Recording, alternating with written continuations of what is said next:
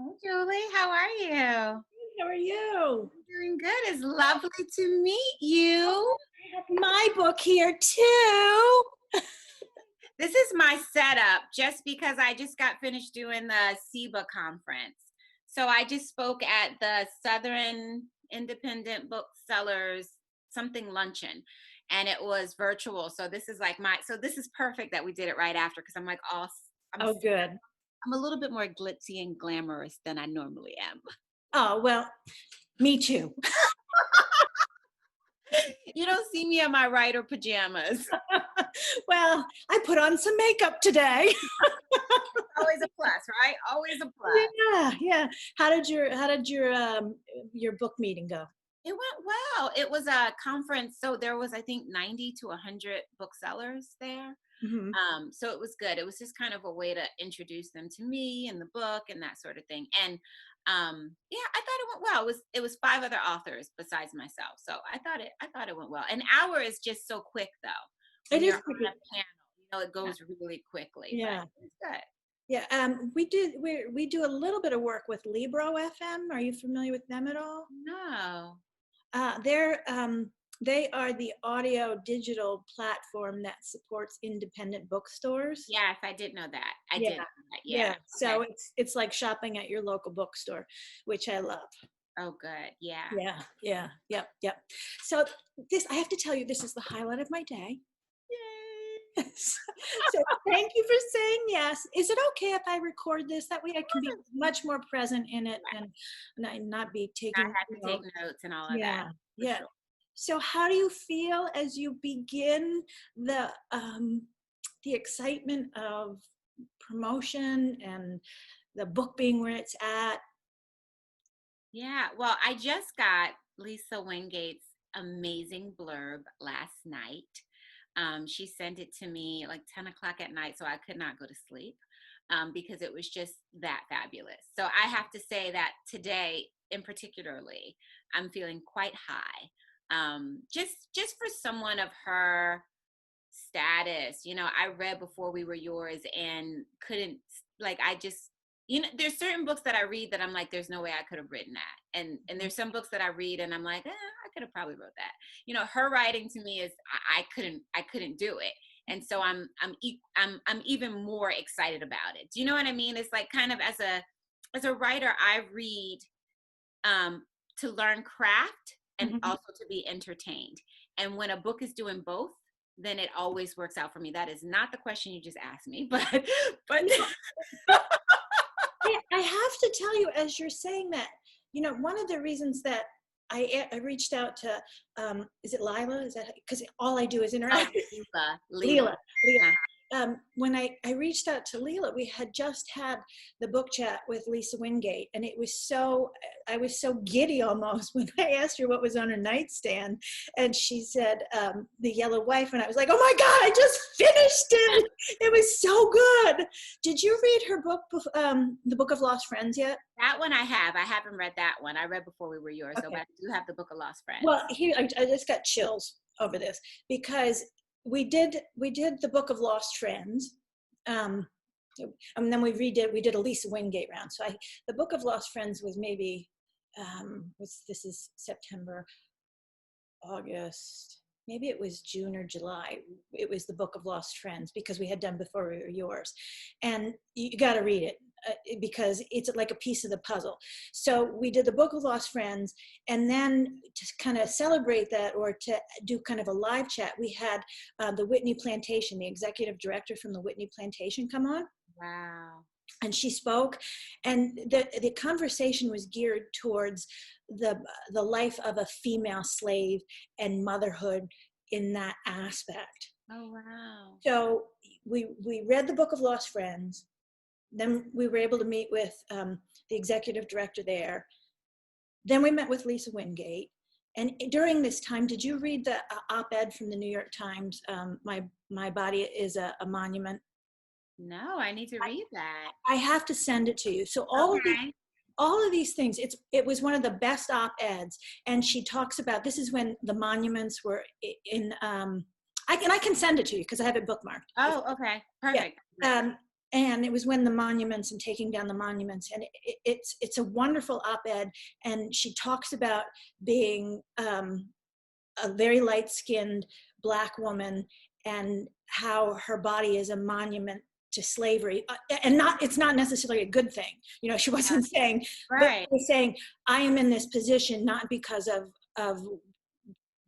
of love, basically, or, you know, I don't know what the adjective was, but because in my ancestry somebody was raped, Yeah. and Yeah. somebody, so for me, when we closed this out, and I had read your book, and I have notes, you know, I write in books all over, you know, it was like another piece of the puzzle Wow. of um, a Black mother and motherhood in Book of Lost Friends is Reconstruction, yours is 1850, you know, what we're at right now.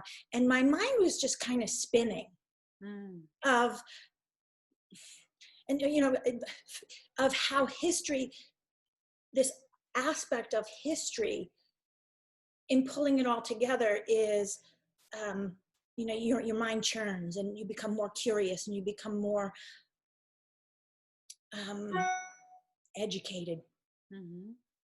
you you come to understand more, and I guess that's why and forgive me, I'm interviewing you. I'm doing all the talking right now, so forgive me, but I guess I just wanted you to know the kind of the feeling behind in reading your book, another piece of this puzzle, Mm. different yet similar. So Mm-hmm. I'm gonna zip my mouth now. And what would your response to that be? Yeah. So for me, I would say that I've always been drawn to books about slavery. Not anything that I ever thought I would write. I honestly did not feel qualified. Um, but always, like I remember as a kid, I read Jubilee by Margaret Walker, and I read Family by J. California Cooper. And I was always interested in their lives, you know, and wanting to know the beginnings of our history here, you know, always wanting to, like I've done like the sample that you send to ancestry.com to kind of get a feel for, you know. So having had that lost, not having all the pieces to the history of my family together has always made me curious because of it. Mhm. So when I discovered the story of Mary Lumpkins is her name, of the actual person that the book is about, when I was, so I'll tell you the background is we moved to Richmond. So I live right outside of Richmond in Midlothian, Virginia. And I grew up in Bucks County because I saw you were from Philly. I'm from Philly. Yeah, Yes. Oh, cool. yeah, Yay. yeah. So we moved here in 2015. And in 2016, maybe just 6 months or so after we lived here, we had some friends come down from New Jersey. We were living in New Jersey, and they came to That's visit. where I live. Oh, okay. So we used to live in Union County. So Okay. Springfield, Hillside, Yeah, you're a little Crystal, north. We're there, not. we're a little bit north. Anyway, Yeah. I'm sorry. Go ahead. That's okay. But my dad lives in Glassboro. So when I say Okay. I go home, I normally now go to Glassboro, New Jersey. Okay. Okay, so they came down, and we took all of the kids and all of the adults. We went on the Richmond Slave Trail. And it was our first time. We're new to Richmond. So we're all just kind of learning the lay of the land at the same time. And so we're walking along the James River. And I, you know, I always could feel stuff kind of as a, like I try and be open to like whatever the universe, whatever the energy is, wherever I am. And we're walking along the James River. And I'm like, golly, oh my gosh, my ancestors walked this path, you know, and they have markers along the path where the kids were reading all the different markers. And the story of Mary Lumpkin and Robert Lumpkin and the Lumpkins jail came up. And when it first was introduced, it said Robert Lumpkins and his wife, or he was married to Mary Lumpkins. So that kind of confused me because in the 1800s, I know blacks and whites couldn't marry, right? It was illegal.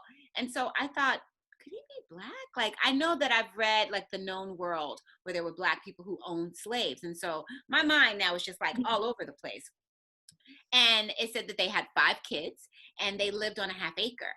I live on 3/4 of an acre. And I was just trying to picture like, what was it like for Mary to be married to this man who was notorious, a punisher, even, you know, for these slaves, be in his business, raise these kids what was that conflict that was going on inside of her? So those were the first kind of questions I had. So we got back in the car, and we skipped ahead because it was like 17 points to the trail. We skipped ahead to where the Lumpkins jail and the African burial ground was. And so while we were there, I just felt this kind of energy. Like even my kids and the other couple we were with, they were kind of like moving on the place where the burial ground was, and they kept on like saying they feel the spirits dancing and they feel the spirits calling to them. And so me as a writer, I'm very sensitive to those things too, and I'm like, yeah, there is definitely something here. I felt like it was like somebody saying, I need you to tell my story. So get in the car, go Mm. back home, can't stop thinking about it, right? Again, don't feel qualified to write a book that takes place, pre Sadeqa, but it won't leave me alone. And so I just start doing all this research, and I just keep researching. And I find out that Robert Lumpkins was a white man and that she was his mulatto wife, right? And when he died, he left in his will, he says, because he also had a black concubine, which is Sissy in the story, right? So he says, I leave all of my fortune to my yellow wife. And I don't remember what he left to his black concubine, but he was very specific about Mhm. separating them. And so that's where the title Yellow Wife came from, because of that. But it was just all of those little things that came together. And so I have a friend who's an interior decorator, and she came over to my house, and I said, it's this story that won't leave me alone, but I'm petrified. And she said, you have to write the thing that scares you the most. That is going to be the thing that's going to bring the most meaning to your life. And so that was kind of the beginning of me saying, okay, let me give this a try. And when And so and that what, was kind of the, 2015, 16? sorry, That you said that was after you had moved down there in 2015. 2016. Yeah. Okay. So all of this started in 2016. So I started the book in 2016. We finished, or I finished it. My agent and I, we go back we do a lot of drafts before we even send it to a editor. But we finished the draft that was ready to present to 37 Inc. In 2019. So it took three good years. It took me 3 good years to write it. Mm-hmm. Lots of research. I took my daughters to a few different plantations with me to kind of do the research, and more so for me is feel the energy, feel who's there, who wants to say something that they want, who wants to help me along on this journey. So we visited a couple of plantations. I did a lot of research at the Virginia Library, the Library of Virginia. And I also would look up slave ledgers online. So all of the names, I would look up slave ledgers, and as a way of kind of honoring them, I used as many real names as I could. Mm-hmm. Yeah. It's I love the pandemic. Has been we're in such a weird ass world right now. Yeah. But one of the really bright spots of what has gone on and how kind of my niche has shifted is being able to talk with authors like yourself and hear their creative process. And there's similarities, but there are differences. Hmm. And I got chills when you talked about, listening to what you felt needed to be said. Yeah. Has any of your other books like that? So I started, I would say the first book, no. So my first book was Love in a CarryOn Bag, and that was a long distance love story. That book was loosely based on like my husband and I's relationship. We started off long distance, right? So a lot of the times it was me trying to insert things that I thought should happen. As I've grown as a writer in the last 2 to 3 books, I have kind of said, listen, characters, I am just your typist. I am your conduit. Mm-hmm. I'm here. Tell me what it is you want to say. And I teach creative writing in the MFA program at Drexel. And I was talking to one of my students yesterday, and she was saying she was having a hard time connecting. I said, well, you know what I do? Every day when I sit down to start writing, I say hello to my character. So right now, my character I'm working on, her name is Ruby. So I say, hey, Ruby, and I write it down. How are you today? Mm-hmm. What's going on? Like, how are you feeling? And if it was something we were working on yesterday, what happened again with your stepfather? Or whatever, just to start getting that energy. It feels so recently, I would say it almost feels like for me, writing is like going into a little bit of a portal. And in that portal, I'm sharing the space with the character. So obviously, I know the character because the idea came to me, but I'm also asking for that character wherever it is to then kind of seep that energy into me so that I can transcribe it, if that makes sense. Um, that's kind of how I've been feeling about writing lately. I didn't always feel like that. I did in the beginning feel like I was the one who had to push the story. I was in charge, you know. But once I stopped feeling like that and kind of breathe and try and let it flow and daydream a little bit more and just be okay to like however it comes, even if it's not what I thought, like it is not, the story is not always going to all come from me. So this wonderful dance my agent and I does, she and I have been together for all 4 books, and she was my editor first. This dance we do is like, so this new book I'm writing, I tell her about the story, right? And then she says, okay, go and write an outline. So I write something down, we discuss it. And as we're discussing it, I'm telling her, but it's also like she's getting a vision too. Do you know what I mean? And so we're in discussion about this story that's in my imagination, but then it becomes a part of her imagination as well. And she's saying, well, what I hear this. And I'm like, oh yeah, that makes sense. And it's almost like some of the things that she hears gets me to the writing a lot quicker, because I would have gotten there eventually, but it would have taken me longer. So the fact that we're doing this kind of creative dance together just makes everything work. That's kind of how it's been for the last 2 or 3 books for me. Yeah. So if we go back to your other previous comment where your friend came in and said, you got to do what's, kind of the face it and do Yeah. it. Yeah. If you go from face it, do it to where you are now, where you've got 3 copies behind you and you just got off a call, Yeah. how does it feel to be able to say, I conquered this? And I don't want to say fear, but it does sound like it was a fear, Yeah. what does that feel like for you? Um, it's funny. It almost doesn't feel real. It, yeah, it almost like, yeah, it all like, this is what I asked for, right? This is what I'm big on manifestations, I'm big on visualizations, I'm big on vision boards and all of that, and my I am statements and all of that. Mm-hmm. And as they are coming true and things are falling into place, and it almost feels like outside of me and not necessarily in me. I don't know if that makes sense, but it feels, it now is getting to the point where it feels bigger than me. It feels bigger than what was laid on my heart. Now it seems like it's not for me, it's for everyone else at this point. Like where it started off being for me, now it's like it's for everyone else. Mm-hmm. So does that make you feel lighter or or heavier? No, definitely not heavy. Lighter. Lighter? It feels lighter. Yeah, it feels lighter. Yeah, I feel like my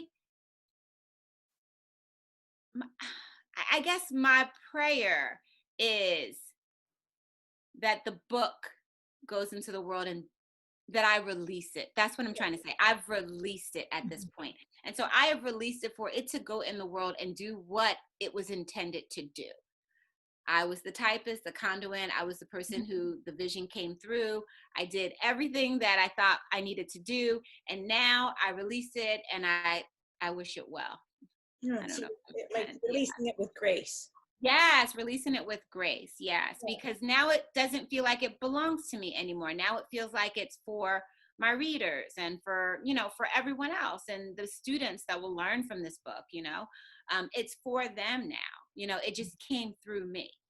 Well, it's funny you should say that, because I think one of the things that really, is my mind was spinning after, Lisa saying The Yellow Wife. My mind was spinning after, read it, up until this point. And when I read your book, I was like, this is another piece of the puzzle. This is another part of the story.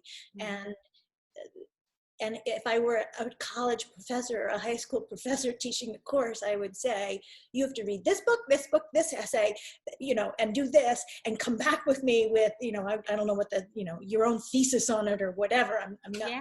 but because it's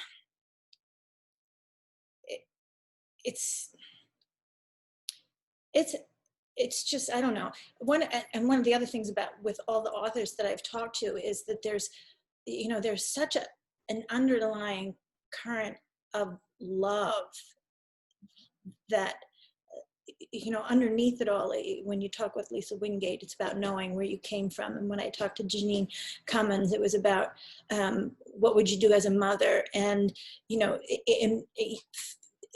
with telling this story, I know it just, anyway, I think it's with Lisa Wingate's book, The Book of Lost Friends, which got so much press, and if she thinks it's fabulous, which she just brings history to life, and I think your book is going to be just like that. And I don't want to say that, because you're unique and your book is unique, but you move people through historical fiction, and that imprints on your heart and your soul more so than maybe taking a college course or watching a documentary, the gift of a book.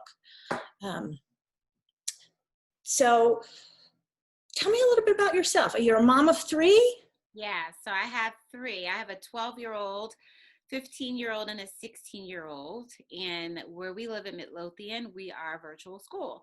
So where this would be, September is usually my like celebration, like back at school, my house is quiet.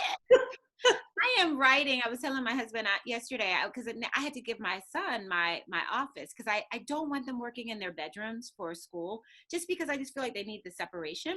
So I've given my son my bedroom, and I mean, not my bedroom, my office space. Mm-hmm. So I'm working in the kitchen, which, as you know, is the heart of the home. So Mm-hmm. every time they have a break, it's mom, get a snack, cook something, fix something. I mean, they're cooking full-fledged food, Yeah. middle of a Yeah. class right Yeah. now. Yeah. And I'm working on this new story. And so I said, I feel like I am working in chaos, but I'm still somehow getting the work done. Like, Mm-hmm. I've still been pretty creative, which is really confusing me a little bit, because normally when I'm at the beginning of something, it needs my full, it's like a plant, right? Like you're constantly doing this, and I need quiet to do that, and it's not been quiet. But somehow the nurturing of these characters is still happening, which that's awesome for me. But yeah, so it's been chaotic, with COVID, and trying to figure out how to keep them active and keep their minds growing and keep their bodies moving, because we spend so much time in the house, and what activities are okay where no one's going to get sick, what sports is not contact enough where they can still, like, it's just ongoing. But this is where we are, and I like to believe that there is a reason for this season. A lot of good things have come out of COVID. Like, we have definitely gotten closer as a family. Mm-hmm. I started gardening, which I had never done before, which was an What are you amazing. growing? I grew, so for the spring, summer, I grew Japanese eggplant, Mm-hmm. purple kale, 2 different types of cucumbers, 2 different types of tomatoes, 2 different types of peppers. Ah, And then you really went all in. I did. And then I kind of ended at the very end with some wax beans that came in, which they came in pretty well. And I'm thinking I'm a little burned out, so I don't know that I'm going to have a fall garden. I was just all ramped up, and I thought, okay, so I'm going to do some collards and cauliflower and spinach for the fall. And now I'm like, I'm tired of dragging the hose over to the garden. I think I might just take a break and go buy my kale, and be okay with it. Yeah. Yeah. Well, that's good. That's Yeah. good. So so the book finished in 2019. You're Mhm. now it's going out, you're getting feedback, wonderful feedback. Yeah. And believe me, I'm not, this is a new kind of an evolution of my own business and being talking to authors. So forgive me if I don't know what happens next, but so what happens next for you? So what happens is, so just taking it from the ARC, the advanced. When I was in publishing, it was a galley. So some people call it galley, some people call it advanced reader ARC or whatever. So even after this is in print, we're still making changes to the book. So we have done another 2 drafts after this, and it's not anything that you probably will notice, but just little cross your T's, dot your I's things. And then the book goes into production actually probably in a couple of weeks, actually probably soon. And then the actual production time just takes time. And as the book as we're preparing for the book to come out, I'm talking to marketing, I'm talking to publicity, I'm doing interviews, I'm starting to do like a few interviews. I have some marketing things that I have to do to prepare. I mean, so it's just kind of that behind the scenes stuff. Just had to redo my website, all that kind of I like. did notice that. I did notice because when I first got I was like, I think she updated her. I did. Yes. Yeah, I did. So yeah, And so all I that. follow you on Instagram. Oh, yay! Yay! Yeah. Yes, all that behind the scenes stuff is happening in preparation for January 12th. And will you be out on the road after the holidays or after? So I would have been physically on the road had we not been COVID, because that was kind of the big plan when we sold the book to 37 Inc. was that we were going to do this big tour and all of that. And so right now, I think publicity and marketing is working on a very good virtual tour for me, with the hopes that if things open up, we can just do a couple of appearances in the spring. I do have a date on my calendar for next August in person. So hopefully it'll work itself out by then. But yeah, so we're just gearing up for that. How do you feel about that? The in person or No, virtual? just I mean, the world has changed so much, and it's been from the time that I started kind of ramping up what I do right now, which is ramped up incredibly with COVID. So up down kind of thing. Is we had I forget. Oh yeah. So I had picked American Dirt before it was released and before it was actually publicized that Oprah picked it and Barnes and Noble picked it. You go into the chat rooms and you're like, what's, I need a book for our book club. What's the next book? And everybody was like, American Dirt, American Dirt. So I put it out there, and then, American Dirt, shit hit the fan. Right. Yeah. And, when so she was supposed to go out on tour, and they pulled it back, not only because of the other stuff, but because of COVID. So seeing kind of this evolution from January of, authors going from book tours to virtual. Yes. Now the authors are promoting themselves virtually, and I have to wonder, do they like it? So yeah. do you like it? So I'm an extrovert. So I'm a touchy feely, in your face, hugs, pictures. Yeah. I like the glitz and glamour of being an author. I like talking to people. I like traveling. I like being on the road. So yeah, I'm gonna miss it. I feel gypped, but by the same token, I think that by the time January comes, and even before, everyone's done such a good job of trying to create engagement virtually. Mm-hmm. And we are able to hit more people because we don't have to worry about if it snows or if it rains or if they don't have a babysitter, so I'll make it work. But yeah, I'm a more in-person, huggy, feely. Yeah. So I'm going to definitely miss it. Okay. I did want to ask, and I want to be respectful of your time. Do you have a couple more minutes? Yeah, a couple more minutes is fine. I was at the end of the book, and I was like, I only have like this much left. How is she going to end this? And I have to say, I was like curious as I was reading, like, how is she going to end this with this much? And I liked how you ended it. Oh, thank you. Yeah, I did, because I think it's the happiest, or the not happy ending. I wouldn't say happy ending, but it's an ending that you go, this is viable, this is real. and you get it. Yeah. And I don't think and that, I guess that's what I was like, how's she going to end this? And I was like, oh, good job. Thank you. Yeah. Thank you. It's funny you should say that because in addition to the ending, one, that I did not have the ending for a very long time, as I was writing this book. And then there was the letters at the end. The first letter kind of came to me early on. And then at the very end of my editorial process, the second letter from her daughter came to me. And I was on the fence about whether to include it or not. Mhm. Um, but it came so quick. It came out of nowhere that it felt like just throw it in there and just say Yeah. it. Yeah, Yeah, because I was like, no, she's not going to be able to get everybody out. She just right, can't do that. So she's not going to leave anybody behind. But right. so it's you don't want like when you say happy ending, it's not happy ending. It's an understandable ending that makes sense, that Yeah. you can appreciate, and you're not, sometimes you get to an end of a book and they're like, okay, I got tired, I'm done. Yeah, yeah, yeah. No, I've read books like that, so I know what Yeah, you mean. They just yeah, seem fatigued, right? Like, yeah, yep, yep. So, is there anything else that you would want to that you would want people to know about this book, about you? um, well, it's in the book, but one of the other things that really inspired me to go through with writing Yellow Wife was the fact that Mary Lumpkins leased the jail to the preacher who was going to then teach the freedmen how to read and write and that sort of thing. And the wonderful kind of beautiful moment at the end or later on is that is the beginning of Virginia Union University.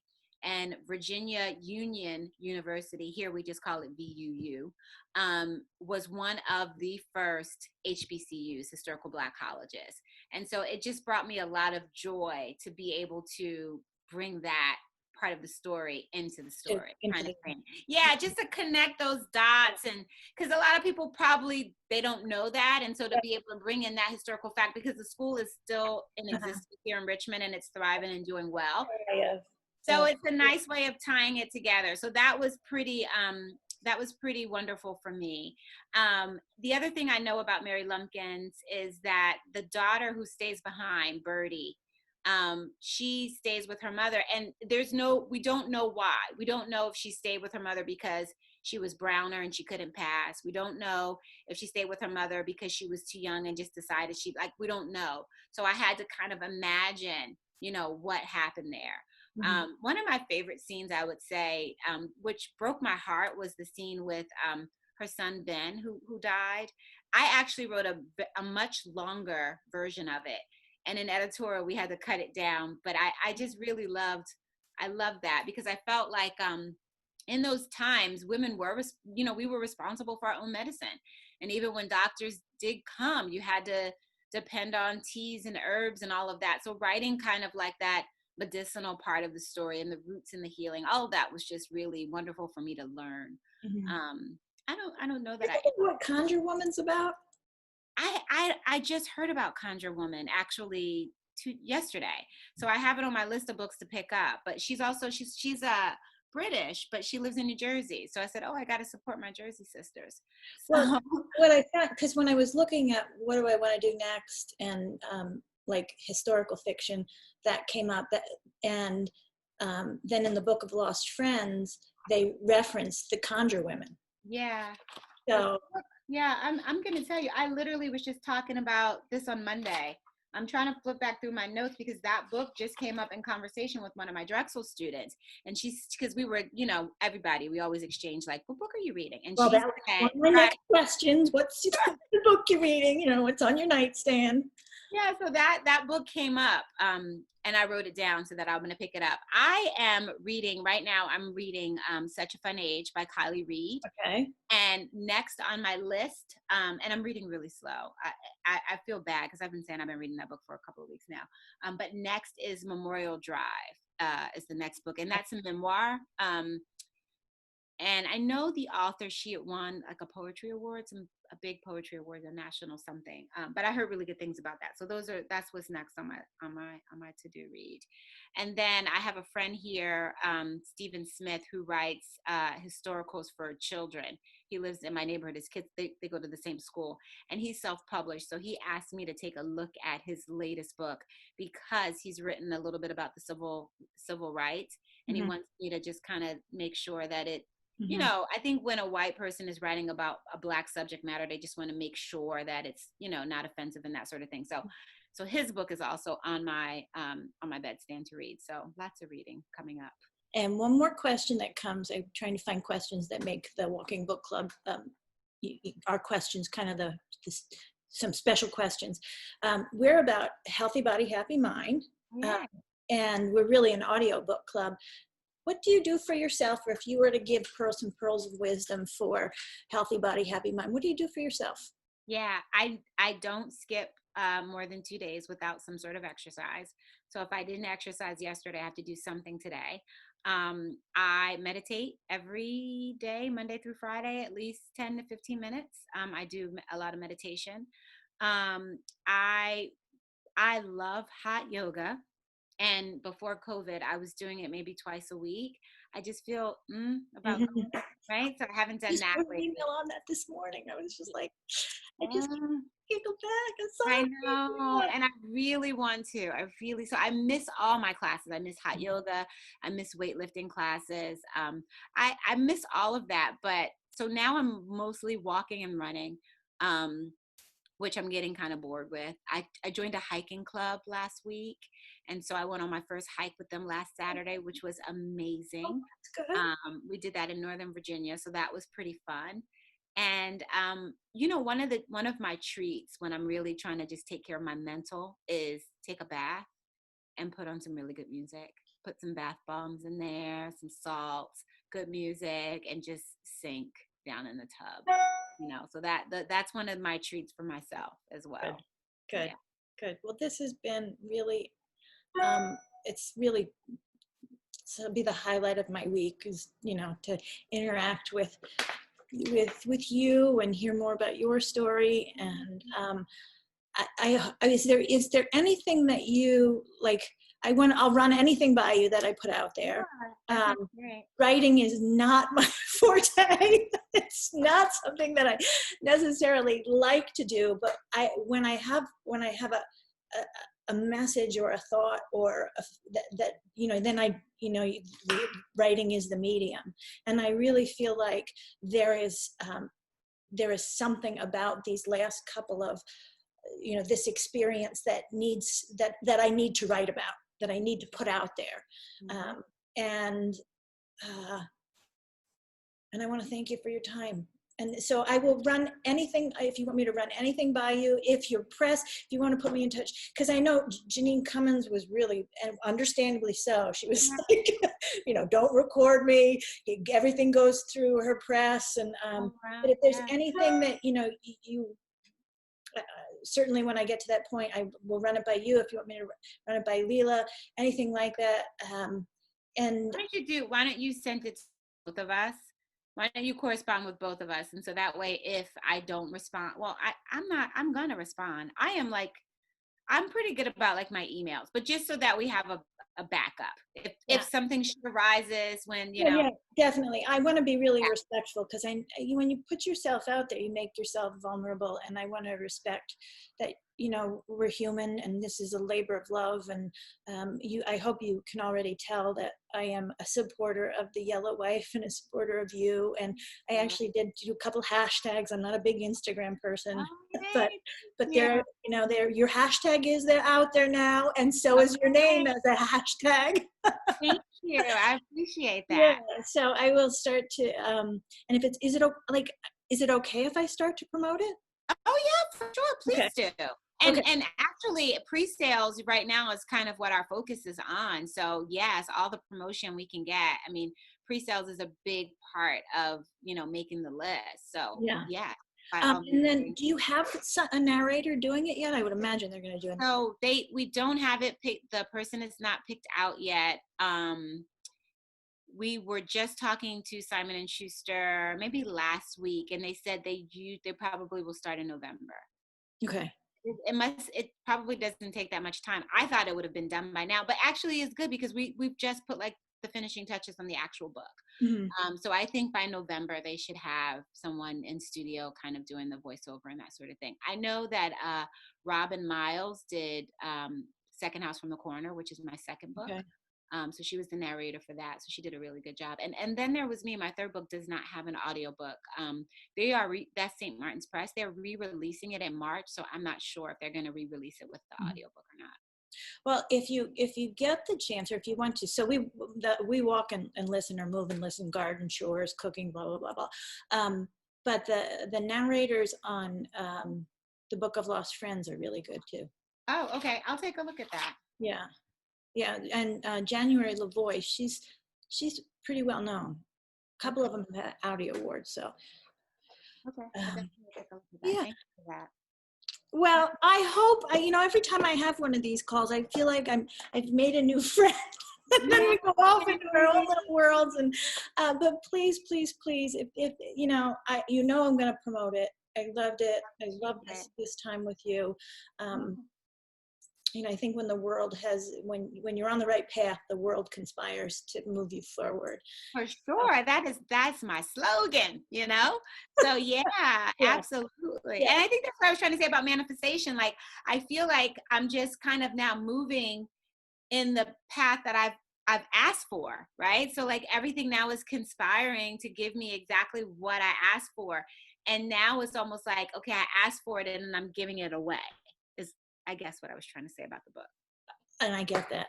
That. There is real warmth in giving something, and I hear you. So I hope you'll come back. Yes, let me know what day you guys want to do February. Yes. And then one of the things that is probably, I gotta be honest with you, I'm hoping that someday, this all comes together in a way that is not only fun and makes my spirit feel good, but we do, what I started this past year after we had the book chat with Janine Cummins, and her feedback was that there is a power in book clubs opening up meaningful discussion that can be difficult. And that really switched on the light for me.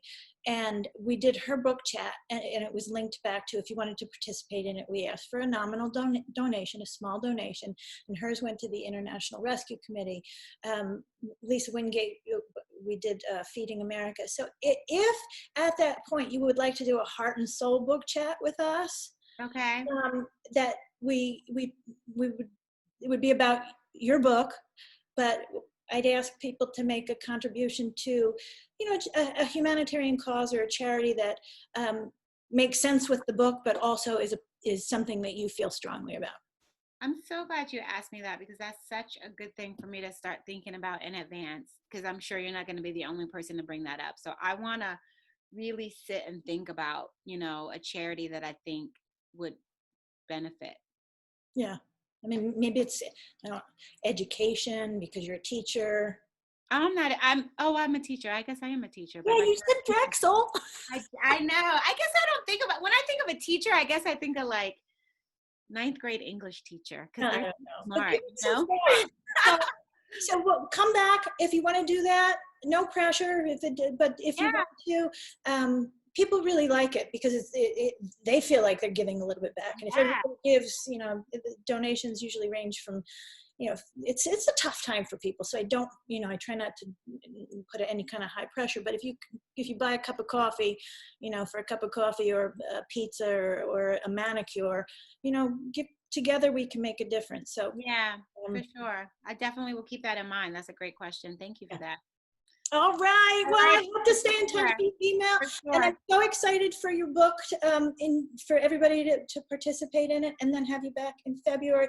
In the meantime, have a great holiday. Good luck with homeschooling. And I'm a hugger too, and I miss hugs. Something terrible. It's crazy. It's crazy. I did not know that this was even possible. But this too shall pass. Well, every day I wake up and I go, okay, what's today? Right. What's today going to hold? Right. Yeah. And I'm actually waiting for the day that we're not surprised by, wow. Yeah. Yeah. Well, it's been lovely. Thank you Awesome. so Thank you, much. Julie. I look forward to seeing you guys in February. Keep me posted on the date. I will. Take Okay, care. take care. Bye. Bye-bye.